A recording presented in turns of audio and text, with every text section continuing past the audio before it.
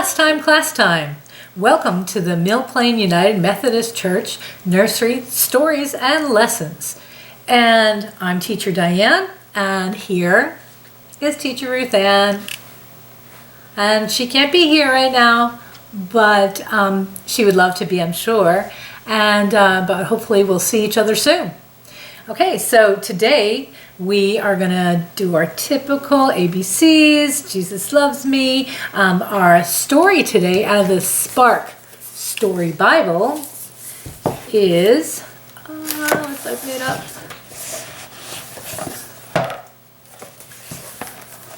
The Woman at the Well. And it talks a little bit about Jesus when he met some people that he didn't know and they didn't know him. And what happens when you meet somebody that you don't know?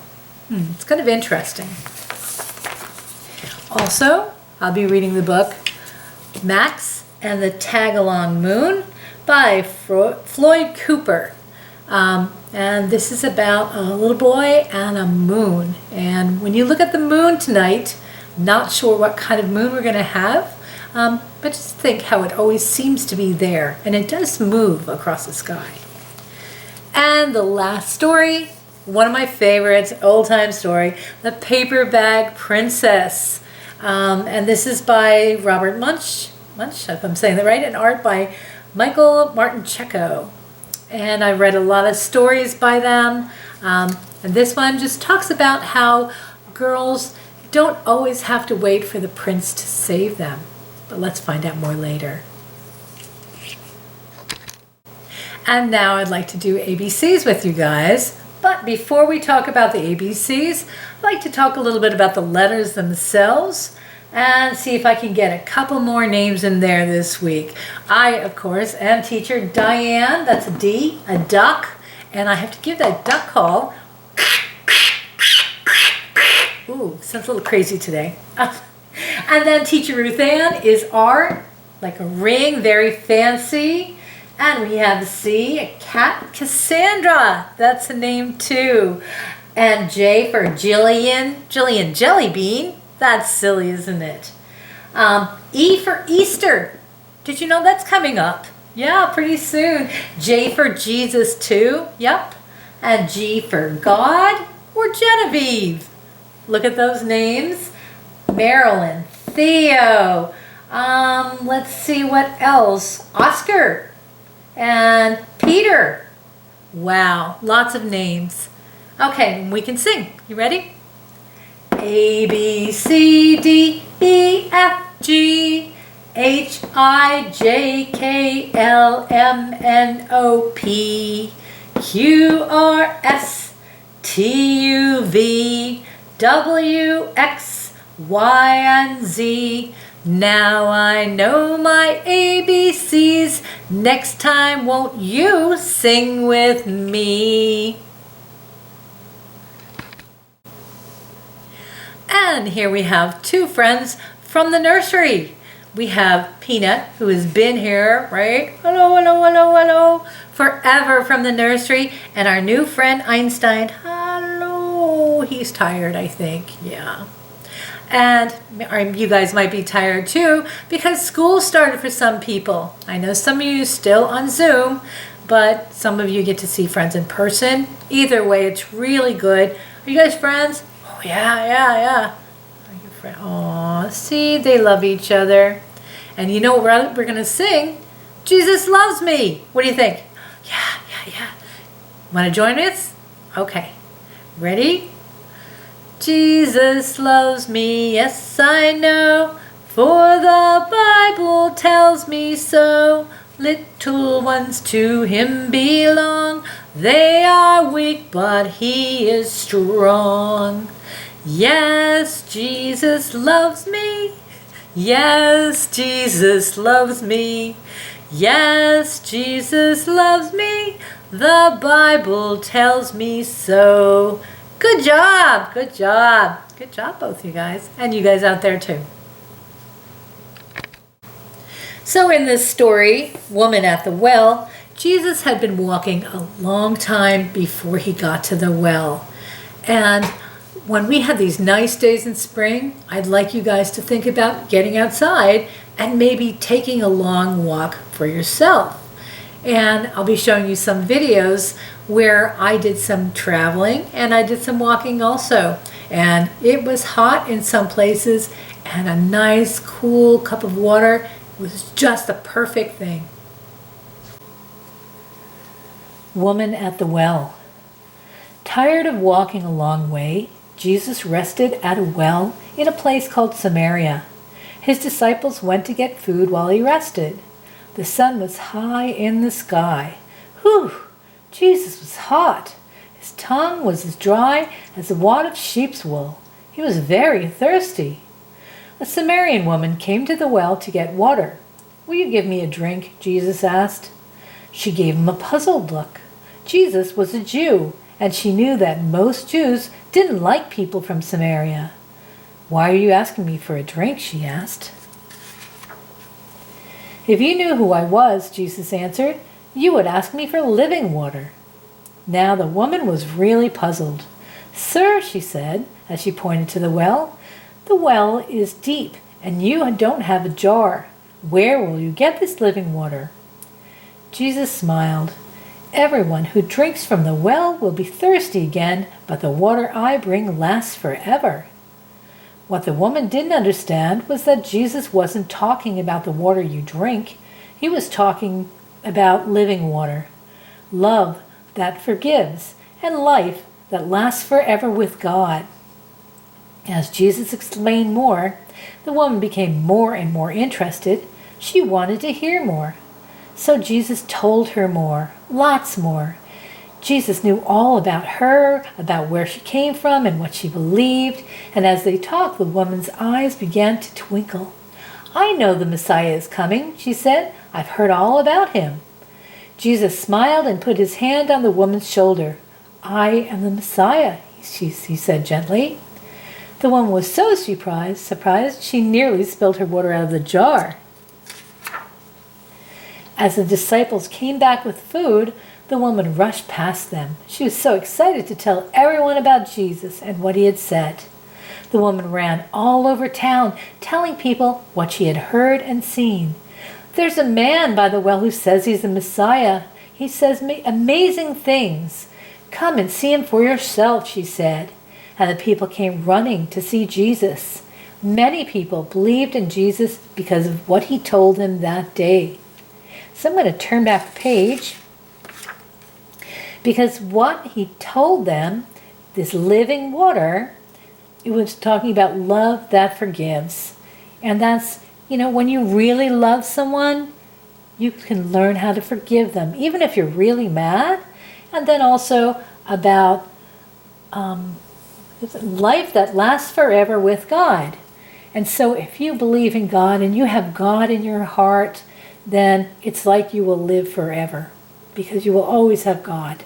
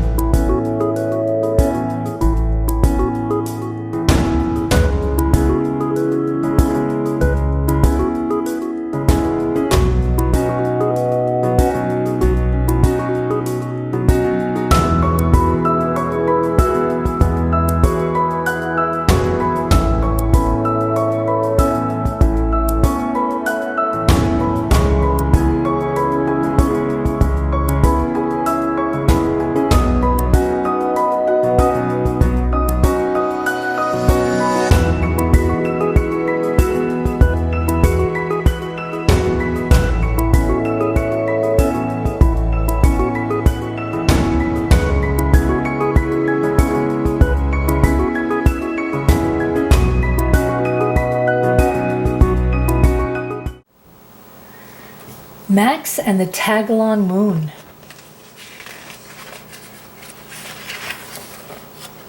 Max and the Tagalong Moon by Floyd Cooper. There's his name. That's the author and the illustrator. He did both. One night, as Max was leaving Grandpa's house, he reached up to give Grandpa a big hug goodbye.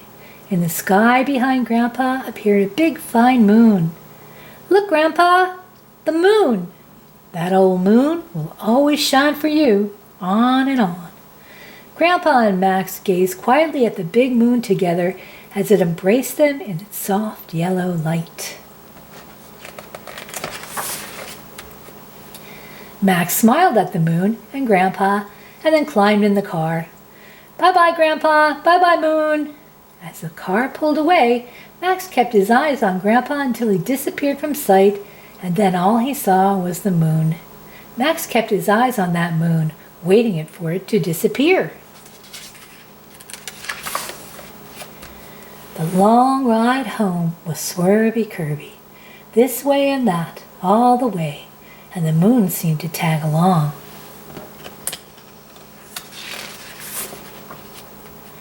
Max giggled as he watched the beautiful bright orb flicker through the passing trees, trailing behind the car as it traveled home, this way and that, playing peekaboo.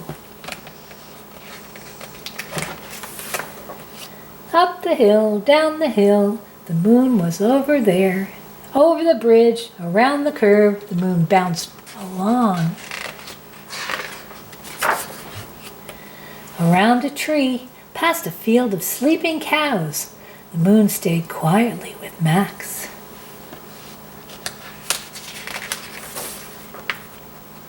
Through a small town with roundabout streets, Max gazed as the moon kept up. At the mouth of the tunnel and out the other end, Max smiled when he saw the moon was there, waiting.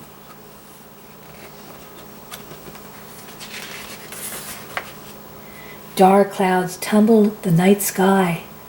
The stars and the nightingales all faded away.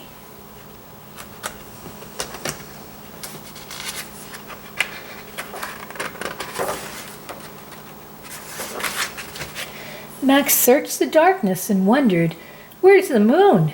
Grandpa said it would always shine for me." Finally home, Max took one last look up at the empty night sky. "Guess that old moon couldn't shine for me all the way home."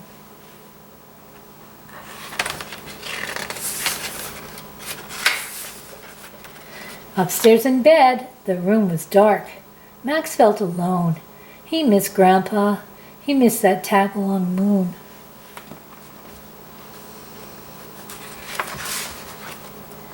Then slowly, very slowly, Max's bedroom began to fill with a soft yellow glow. The clouds faded away and the moon peeked through.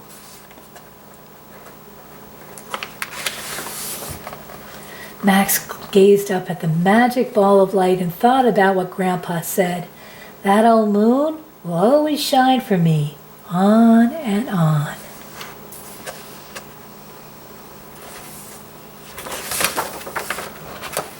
Max knew then that whenever he saw the moon, he would think of Grandpa, on, and he slept soundly, embraced in the soft yellow light. So Max and the Tagalong Moon was a story that I hadn't heard before, and I really enjoyed it. And I like any stories that talk about the moon and the stars, and I hope you do too. The Paperbag Princess. Story by Robert M. Munch and illustrations by Michael Martincheco.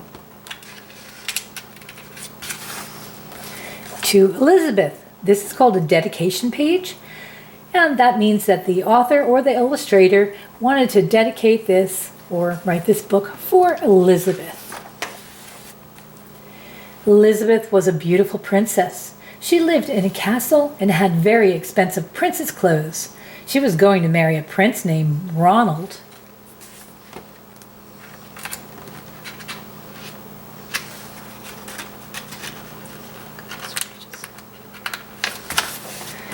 Unfortunately, a dragon smashed her castle, burned all of her clothes with his fiery breath, and carried off Prince Ronald.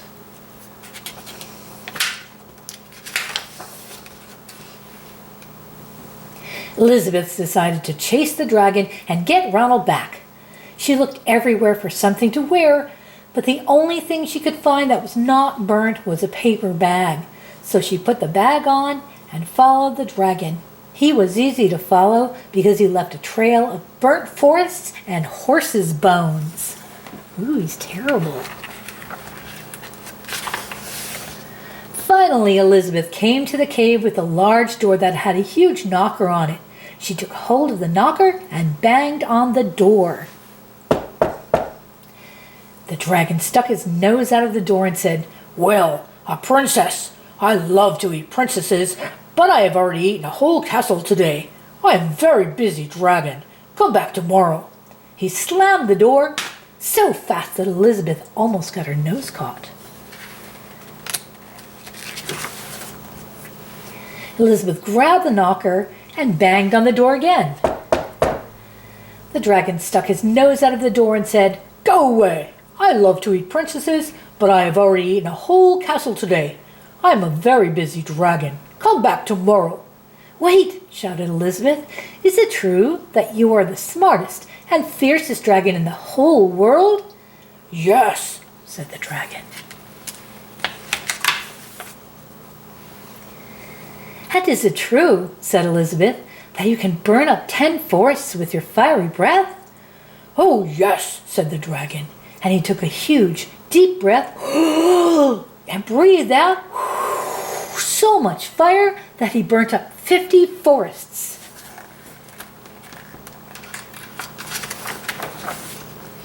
"Fantastic," said Elizabeth, and the dragon took another huge breath and breathed out so much fire that he burnt up 100 forests. "Magnificent," said Elizabeth, and the dragon took another huge breath, but this time nothing came out. The dragon didn't even have enough fire left to cook a meatball.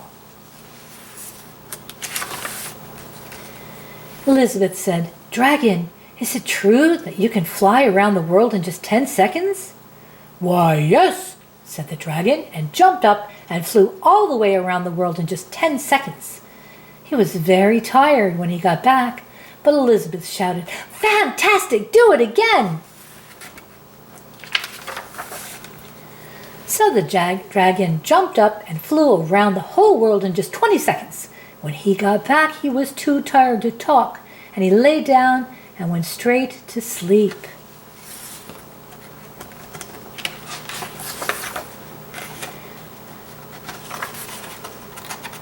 Oops. Elizabeth whispered very softly, "Hey, dragon." The dragon didn't move at all. She lifted up a dragon's ear and put her head right inside. She shouted as loud as she could, "Hey, dragon!" The dragon was so tired he didn't even move.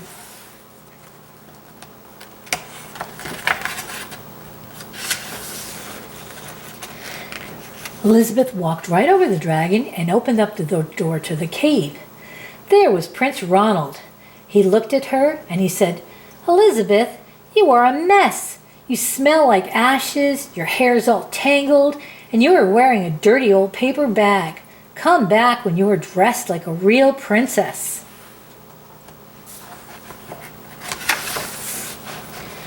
"Ronald," said Elizabeth, "your clothes are really pretty, and your hair is very neat. You look like a real prince, but you are a bum."